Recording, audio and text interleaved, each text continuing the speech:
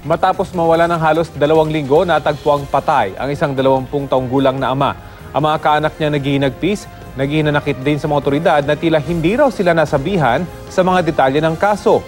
Balitang hatid ni Steve Dailisan.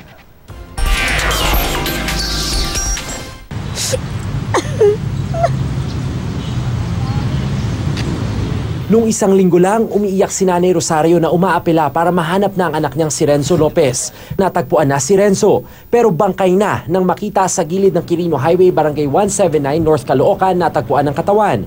Sa autopsy report, 13 tama ng bala ang tinamo ni Renzo, edad 20. Kalibre 45 baril daw ang ginamit sa pamamaril. May pasa at sugat din siya sa binti, indikasyong pinahirapan daw bago pinagbabaril. Sa mga gumawa niyan, sa kapatid ko, napakaduwag nyo kasi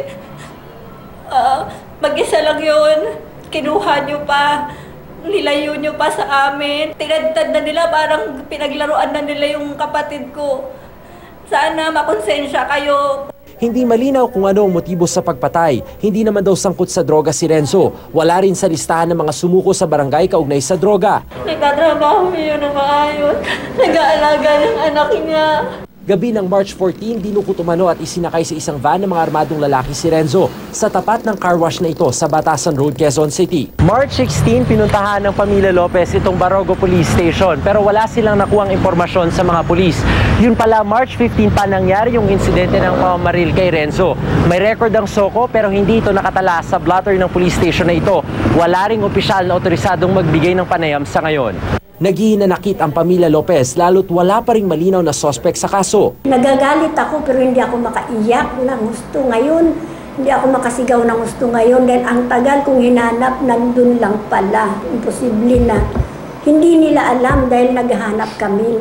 Pinamidya ko ng itsura ng anak ko. Kaya imposibleng wala silang alam. Kaya yun ang masakit sa akin. Ayon sa Barogo Police Station, nakauwi na raw ang investigador at wala rin ang station commander. Ayon sa ilang residente na tumangging humarap sa kamera, nakarinig na lang daw sila ng sunod-sunod na putok sa lugar.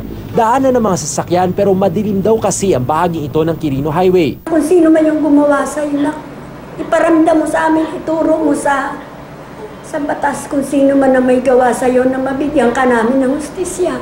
Naulila ni Renzo ang 2 taong gulang na anak at kanyang kinakasama. Steve Dailisan, GMA News.